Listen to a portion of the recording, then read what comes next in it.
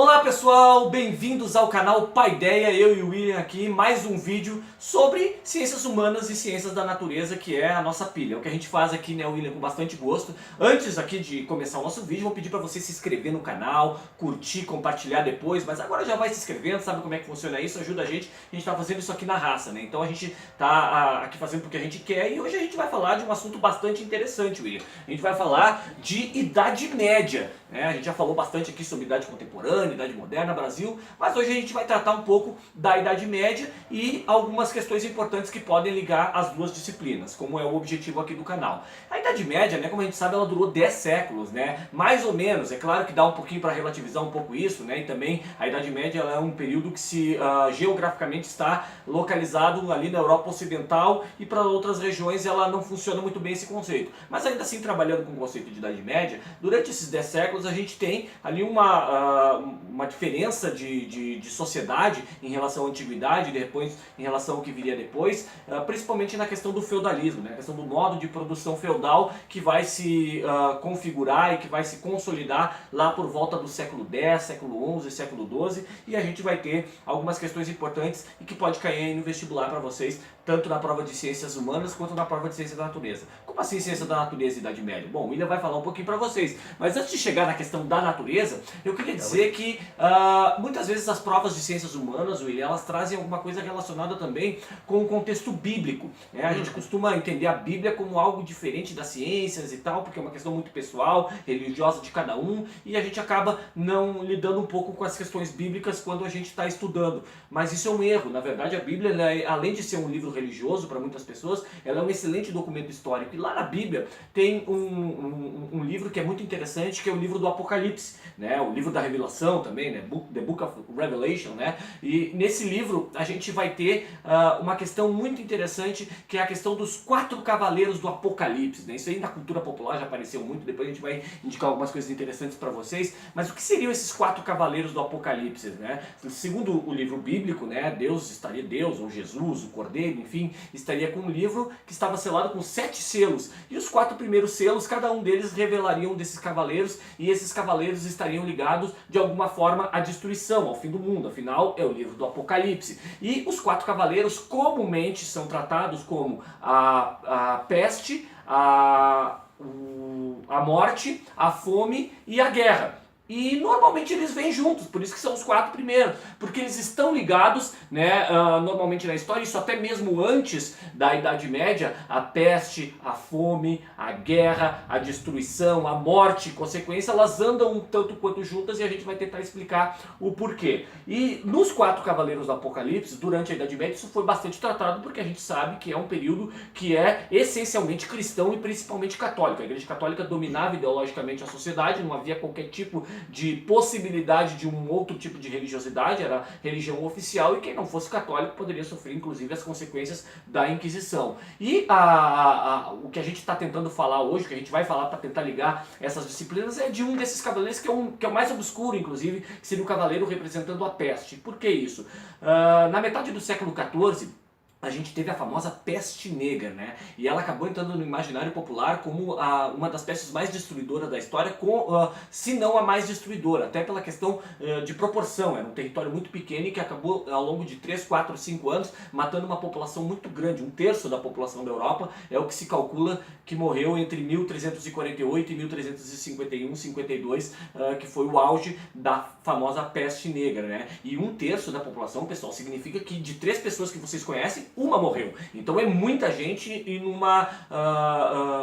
território muito pequeno, né? numa região geográfica muito pequena. Então essa peste negra, ela tem que ser estudada também quando vocês forem estudar para ciências humanas, para história, porque ela pode cair ali na questão da Idade Média, a questão relacionada à população e geografia também, densidade demográfica e tudo mais, e ela pode aparecer também nas ciências da natureza, não é, William? Claro, claro, já que a gente está falando de doenças, né, sendo e epidemias, ou até mesmo pandemias, porque foi uma pandemia, porque ela atravessou fronteiras, né? Sim. Quando vem a palavra pan aí já significa que atravessa fronteiras. Então quando a gente fala sobre isso, vem em mente essa tal famosa peste negra ou morte negra, que nem o Sandro comentou anteriormente. Então, como ele falou, ela matou cerca de 200 milhões de pessoas, estimado, né, 1/3 da população da Europa, teve o seu auge aí, que a gente até vai colocar um mapa aí para ficar melhor a visualização, mas talvez o que muita gente não saiba, ou algumas pessoas não sabem, é que a peste negra ela vem de uma bactéria, né, que é a Yersinia pestis, né, que ela é transmitida por uma pulga que havia nos ratos da época, né, o rato preto, mais especificamente, que é o ratus ratus, o nome científico dele. Esse rato preto ele tinha uma relação muito interessante com o ser humano. Interessante no sentido que ele se aproximava muito do ser humano. Sim. Ele não tinha medo. Ele chegava ali, beleza, entrava nos quartos, na cozinha, na alimentação das pessoas e tal. E isso acabava transmitindo essa peste, né, que foi tão devastadora. Cabe ressaltar também que os hábitos da população na época, os hábitos humanos na época, também interferiram muito nisso. Por quê? Porque a gente sabe que tu não tinha tanto saneamento básico na época, ele não era tão desenvolvido, os resíduos eram jogados em qualquer local, tu não tinha um controle sobre os resíduos sólidos, né, que daí tu entra resíduo orgânico, que é resto de alimento, essas coisas. Tu tinha o esgoto a céu aberto, a água não era tão tratada. Então toda essa questão, aliada à fome, à guerra, aos cavaleiros, os outros cavaleiros do Apocalipse, tudo isso ajudou, né, a desencadear essa disseminação e essa disseminação histórica, né, que aconteceu, que foi da peste negra. Também, já aliando um pouco essas relações que a gente fez em relação aos 4 cavaleiros do Apocalipse, citar um pouco da religião também, que tu comentaste já, né, Sandro, que tem a ver com a questão da relutância em relação à religião como cientista da época. A gente sabe que a religião na época da Idade Média ela tinha uns problemas com a ciência. Não digo assim problemas, mas quando tu pensava diferente da religião na época, na religião católica, né, tu era considerado um herege, né? Então isso, obviamente, tu acaba sendo queimado na fogueira, tem Joana d'Arc, tem outros elementos aí históricos que podem provar isso. Sim. Então, aliado a essa ignorância, talvez, né, que não a busca de outros conhecimentos, talvez esses conhecimentos científicos, também isso ajudou a disseminar essa doença que foi tão devastadora, que é a peste negra, a gente conhece, né, Sandro? Exato, era proibido, inclusive, exumar corpos para tentar descobrir a causa de doenças, a causa mortes. Isso, depois, na Renascença, os renascentistas, os humanistas, eles vão chegar a saquear cemitérios escondidos da igreja para poder entender como é que funcionava o corpo humano, né? Isso aí, numa outra aula de renascimento, a gente pode tratar um pouco disso, mas era proibido, você não podia fazer pesquisa científica porque a verdade ela era totalmente ligada aos escritos bíblicos, e escritos bíblicos interpretados oficialmente pela Igreja Católica, porque não podia também, daqui a pouco, alguém fazer um outro tipo de interpretação. A Bíblia ela é muito metafórica, a própria questão dos cavaleiros ela não é tão clara assim. E a interpretação oficial, ela não permitia que se pudesse fazer pesquisa científica no âmbito da saúde, no âmbito do universo, no âmbito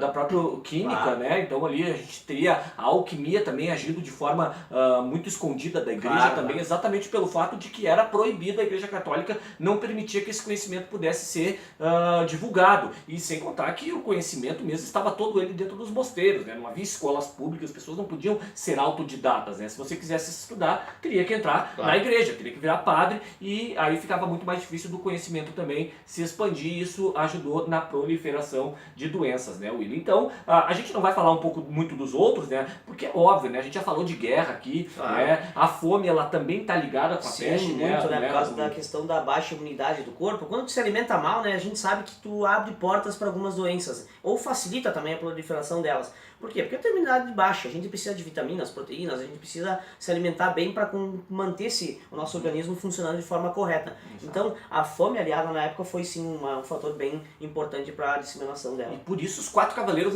vindo junto pela destruição do mundo, né? Eles já estão ali, já prontos, quando se abrir o 7º selo é que virá a destruição total, e depois é que vai vir o juízo final. Então a gente tem ali uma situação de que esses 4 cavaleiros andam juntos porque a peste, a fome, a guerra e a morte, elas andam juntas mesmo. Uma situação de guerra diminui os alimentos, diminui a imunidade, está mais aberto para a proliferação de doenças. Só lembrar, por exemplo, só para ficar num exemplo, a gripe espanhola lá, ela correu durante a Primeira Guerra Mundial. Vamos tocar no assunto, né? E aí, em outro momento a gente vai falar disso, né? A gente está esperando também que as pessoas mandem pedidos, né? Então, mandem pedidos para cá que a gente vai começar a elaborar algumas aulas para vocês também. E hoje a gente tem algumas coisas para indicar. Claro, a gente tem algumas obras, né, para indicar para vocês em relação ao assunto de hoje, que é o quê? Pandemias, epidemias, 4 cavaleiros do Apocalipse. Tem um pouco de tudo aí que a gente vai tentar associar e mostrar para vocês algumas coisas. O primeiro que a gente tem aqui, que é o Nome da Rosa, que é do Jean-Jacques Annaud, né, e com o Sean Connery. Esse filme ele é muito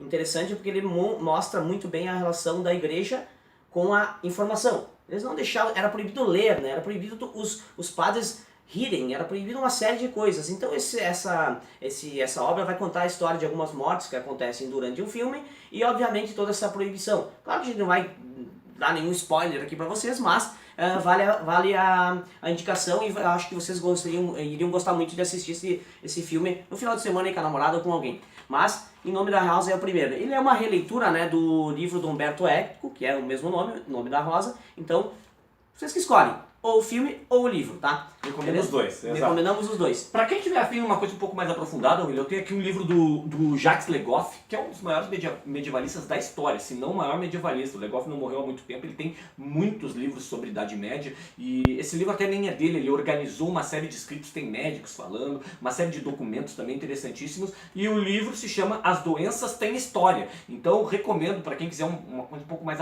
aprofundada sobre a história das doenças, né, organizada por um historiador, mas cientistas das outras áreas, principalmente das áreas da saúde, recomendo, é uma bela leitura, e o Jacques Le Goff é um especialista em Idade Média, vale muito a pena.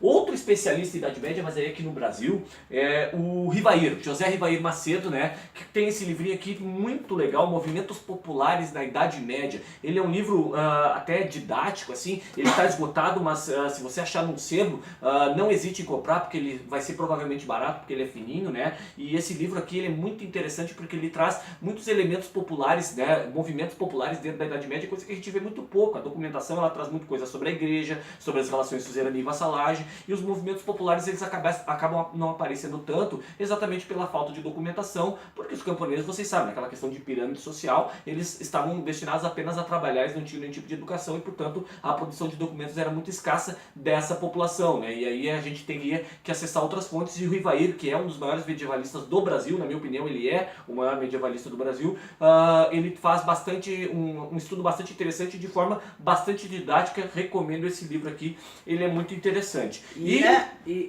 Posso eu? Claro, claro. Então, tá.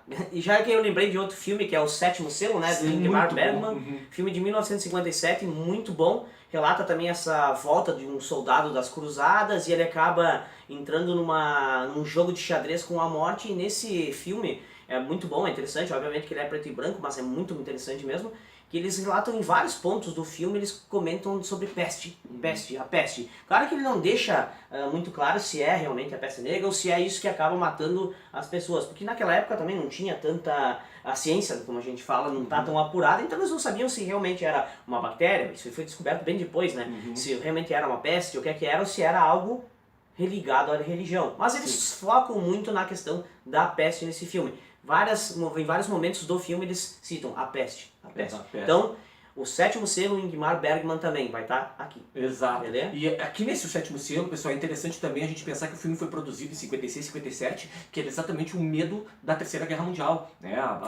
Que seria uma guerra nuclear, e que se acontecesse provavelmente a gente não estaria aqui fazendo esse vídeo, né? E aquele medo de uma guerra nuclear, ele acabou gerando também um medo na hora de ver esse filme, que está se falando de Idade Média, mas o filme ele também sempre fala muito do seu contexto, né? Um filme preto e branco, jogando xadrez com a morte, medieval e tudo mais, mas as pessoas estavam ali também preocupadas com uma coisa muito específica, que era realmente o medo de uma guerra nuclear, e que certamente traria problemas muito sérios para a humanidade, não só na questão da proliferação de radiação, mas também a própria questão da baixa imunidade e doenças que pudessem acontecer, Epidemias. caso acontecesse esse tipo de coisa. E só para encerrar, William, eu como Bobiô dançou, tô falando de música, tava pensando hoje também nesse disco aqui, William, tá? Que é o primeiro disco do Metallica.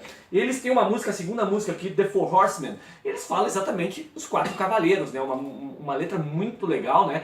Sobre os quatro cavaleiros do Apocalipse. Você sabe que o heavy metal trata muito dessa questão de medieval, de guerras medievais. E o Metallica trata disso também nessa música. Eu acho muito legal. Essa é uma das melhores músicas do Metallica, tá lá no primeiro disco. Então pra quem curte um heavy metal, né? Pode também, é cultura também, heavy metal, rock and roll. E eu lembrei disso hoje, né? Antes de fazer o vídeo. Poxa, tem uma música do Metallica que fala disso e tá lá no Kilemal. Então, recomendo não só o The Four Horsemen, mas todo o disco do Metallica. Esse é o primeiro discaço. Sensacional. Que legal.